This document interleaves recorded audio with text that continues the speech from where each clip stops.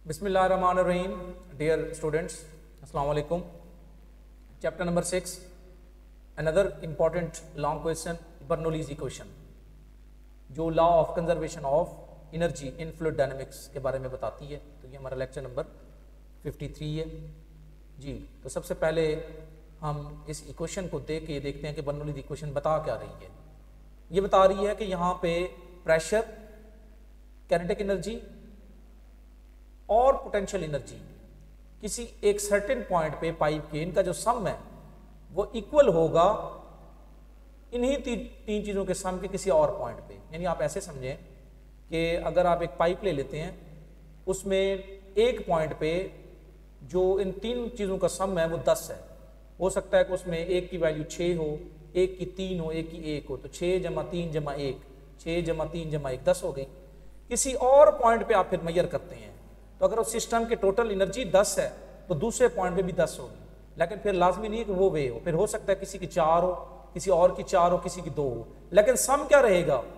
Some constant रहेगा। तो energy का सम, ठीक है, ये असल में स्टैटिक और डायनेमिक प्रेशर के बारे में बताया गया है। तो ये मैं उस वजह से अभी चीज़ों को नहीं लूँगा, ये फिर आपके लिए थोड़ा सा कॉम्प्लिकेटेड हो जाएगा। तो जनरली आपने क्या बताना है कि प्रेशर एनर्जी, ठीक है, यानी हमने static plus kinetic, static pressure और काइनेटिक एनर्जी के बारे में जो है ना, इनका जो सम है ना, वो एक पॉइंट पे और दूसरे पॉइंट पे क्या रहता है? कांस्टेंट रहता है। तो हम यहाँ पे स्टैटिक और डायनेमिक प्रेशर की बात नहीं करेंगे। अभी हम ये कहेंगे कि pressure energy, pressure in the form of energy, kinetic energy per unit volume, साथ वॉल्यूम को भी इन्वॉल्व करेंगे, और potential energy per unit volume. किसी सर्टेन पॉइंट पे इन तीनों का सम किसी पाइप के अंदर क्या रहेगा? कांस्टेंट रहेगा। अब यहां से देखते हैं, यानी इक्वेशन को पहले देखना है, इसको देख के डिफाइन करते हैं। और फ्लूइड कैसा लेना है हमने? आइडियल। आइडियल फ्लूइड कैसा होता है? उसकी ये तीन, इनकम्प्रेसिबल हो, नॉन विस्कस हो और स्टेडी फ्लो हो। अगर आइडियल फ्लूइड हो, फॉर आइडियल फ्लूइड आप ये भी लिख सकते हैं the sum of pressure, kinetic energy per unit volume. ये देखें ना, यहाँ एम वी स्क्वायर नहीं है, एम ओवर वॉल्यूम है, तो उसकी जगह हमने डेंसिटी लिखा हुआ है, पर unit volume, and potential energy per unit volume remain constant at all points along the pipe. यानी कोई ऐसा फ्लूइड है जिसमें ये तीनों चीजें मौजूद हैं, उन तीनों का जो सम है किसी भी सर्टेन पॉइंट पे, उस पाइप के किसी भी सर्टेन पॉइंट पे इनका सम जो है वो क्या रहेगा?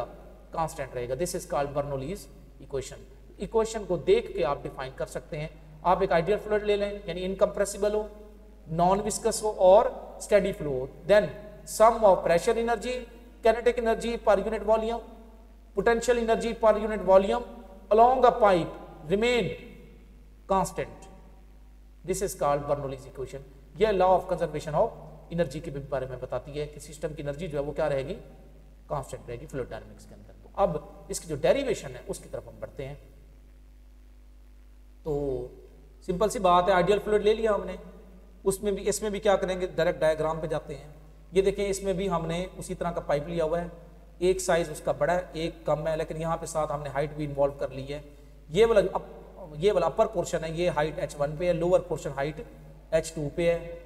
यहाँ से ऐसे फ्लो जा रहा है, इधर से ऊपर से नीचे की तरफ, ठीक है। हमने इस पोर्शन को कंसिडर करना है, इस पोर्शन को। अब ये याद रखिएगा, ये देखें यहाँ पे क्रॉस सेक्शनल एरिया ज्यादा है इस पोर्शन का। जब एरिया ज्यादा है तो लेंथ कम होगी, यहाँ से यहाँ तक, ये डेल्टा x1 बिल्कुल वही चीज है। और यहाँ पे क्रॉस सेक्शनल एरिया कम है तो लेंथ ज्यादा होगी। तो ये डायग्राम बनाते हुए इस चीज का ख्याल रखना है। मैस यहाँ पे और यहाँ पे सेम होगा, क्यों? क्योंकि जब आप क्रॉस सेक्शनल एरिया ज्यादा लेंथ कम, तो वॉल्यूम यहाँ का और यहाँ का क्या होगा? सेम होगा। और फ्लूइड सेम है तो डेंसिटी भी क्या होगी? सेम होगी। तो इस पोर्शन के अंदर और इस पोर्शन के अंदर, दोनों के अंदर जो मैस है वो डेल्टा एम और डेल्टा एम लिखा हुआ है, क्योंकि यहाँ पे मैस इधर और इधर क्या रहेगा? सेम रहेगा, जितना पोर्शन हमने लिया हुआ है जी। तो यहां से ये वर्क हुआ, यानी यहां से ऐसे, जैसे ना आप कहीं एक जगह पे ट्यूबवेल चला लेते हैं, तो वहां से जो पानी है, जो आगे वाला पानी है, उसको पीछे वाला पानी धक्का देता है, तो तब वर्क होता है ना, वो चीज डिस्प्लेस होती है। तो डिस्प्लेस हमेशा कब होती है चीज? जब उस पर फोर्स लग रही हो, ठीक है। फोर्स लगेगी, बॉडी डिस्प्लेस होगी, फ्लूइड डिस्प्लेस होगा, तो हम ये कहेंगे वर्क हुआ है, ठीक है। और यहाँ पे अगर सपोज कर पहले से पानी रुका हुआ है, जब ये वाला इसको जाएगा तो ये वाला पहले उसको उल्टा धक्का लगाने की कोशिश करेगा, यानी ऐसे पानी रुका हुआ है, ठीक है, ये जैसे दीवार के साथ रुका हुआ है, कहीं पानी थोड़ा सा जमा है, जब ये वाला पानी आता है ना तो ये वाला पानी पहले उस पर अपोजिट फोर्स लगाता है, तो यहाँ पे ये प्रेशर P2 हमने अपोजिट शो किया हुआ है जी। तो अपर पोर्शन में हमारे पास कौन कौन सी चीजें हैं, 1 by 1 जैसे पिछले में बताया था, वही same routine. H1 height of the upper portion, A1 cross sectional area of the upper portion, delta X1 distance covered by the fluid in upper portion, V1 velocity of the fluid in upper portion, P1 pressure of the fluid, pressure in upper portion। तो ये सारी चीजें upper portion के साथ और ये lower portion के साथ, ये देखिए मैंने अपर पोर्शन की सारी चीजें लिख ली। अब यहाँ पे जो प्रेशर होता है, ये मैं पहले भी कंसेप्ट दे चुका हूं कि जहां आप फोर्स लगाते हैं ना, अगर वहां का एरिया कम या ज्यादा हो जाए तो फोर्स का जो इफेक्ट है वो चेंज हो जाता है। मैंने ये कहा था कि अगर रेत के ऊपर एक पर्सन खड़ा हो जाए तो उसके पैर अंदर घुप जाते हैं, क्यों? क्योंकि कंटैक्ट एरिया कम है, फोर्स ज्यादा लग रही है। और अगर वो वहां पे सो जाए तो कंटैक्ट एरिया आपने बढ़ा दिया, फोर्स कम हो गई। तो एरिया को कम या ज्यादा करने से फोर्स का इफेक्ट चेंज हो जाता है। यहां पे हमने एक नई क्वांटिटी जो है ना उसके बारे में फिर हम डिफाइन करते हैं, वो है प्रेशर। प्रेशर क्या चीज होती है? Force divided by area, effectiveness of force with respect to area. तो P1 को मैं लिख सकता हूं F1 ओवर A1। तो F1 क्या बन जाएगा? इस A1 को इधर मल्टीप्लाई कर दे, P1 A1। A1 क्या? Area of cross section upper end, और delta X1 distance moved by the fluid at upper end. ये सारी चीजें मैंने किसके लिए लिखी हैं? अपर एंड के लिए। अब अपर एंड में मैं वर्क मेजर करना चाहता हूं। ये देखें वर्क किस चीज के इक्वल होता है? F1 dot D. इनके ऊपर आपने यहाँ एरो भी डालने हैं, ठीक है, ये यहाँ पे मिसिंग है क्योंकि ये डॉट प्रोडक्ट है, तो यहाँ पे भी एरो आएगा और यहाँ पे भी एरो आएगा, यहाँ पे भी आएगा और यहाँ पे भी आएगा, ठीक है। अब ओपन करेंगे तो F1 की जगह हम क्या लिखेंगे? P1 A1। अब क्योंकि फ्लूइड का जो डिस्प्लेसमेंट है वो भी इधर है और फोर्स भी हम उसी डायरेक्शन में लगा रहे हैं, दोनों पैरेलल हैं, तो cos 0 डिग्री आ जाएगा, तो इसलिए आप वर्क W1 आपके पास आ जाएगा F1 डेल्टा X1, और F1 की जगह आप क्या लिखेंगे? P1 A1। ये देखें ये आपने बताया हुआ है, F1 की जगह क्या लिखेंगे? P1 A1। तो इक्वेशन क्या बन जाएगी W1 की? P1 A1 delta X1। अभी हमने वर्क मेजर किया अपर पोर्शन का, अब हम लोअर पोर्शन की तरफ आते हैं। ये देखें ये सारी चीजें मैंने P2 F2 A2 delta X2 lower portion के लिए लिखी। लोअर पोर्शन में जो वर्क होगा वो नेगेटिव आएगा। ये यहाँ पे इसको आप ना लिखें क्योंकि ये अगर यहाँ पे आप वेक्टर शो करते हैं यहाँ प्लस आएगा, इसको ओपन करेंगे तो ये बन जाएगा F2 delta X2 cos 180 degree, ठीक है। यहाँ पे 180 डिग्री क्यों लेंगे? ये अभी कंसेप्ट बता रहा था आपको कि ये वाला फ्लूइड जब ये आएगा तो ये वाला जो फ्लूइड है ये इसको रिपेल करने की कोशिश करेगा, तो यहाँ वर्क क्या होगा? नेगेटिव होगा। तो minus P2 A2 delta X2, तो ये W2 आ गया। W1 plus W2, total work कितना हुआ है? ये 1 और ये 2, P1 A1 डेल्टा X1 और W2 minus P2 A2 delta X2, ये W2 आ गया। ये टोटल वर्क हमारे पास आ गया। अब ये वर्क का जो हमने कंसेप्ट लिया, ये टोटल वर्क हमने मेजर कर लिया। अब हमने वर्क एनर्जी थ्योरम जो है ना वो किया हुआ है, वर्क एनर्जी थ्योरम जी। थोड़ा सा वर्क एनर्जी थ्योरम से पहले इसको हम थोड़ा सा चेंज करने की कोशिश करेंगे। कैसे चेंज करेंगे उसमें देखें आपने डेल्टा एक्स इक्वल पढ़ा हुआ है ना, V मल्टीप्लाइड बाय टी। तो डेल्टा X1 क्या आ जाएगा? V1T, और डेल्टा X2 क्या आ जाएगा? V2T। तो डेल्टा X1 की जगह आप क्या लिखेंगे? V1T इस डेल्टा X1 की जगह, और डेल्टा X2 की जगह क्या लिखेंगे? V2T। और इक्वेशन ऑफ कंटिन्यूटी क्या चीज है? A1 V1 equals to A2 V2।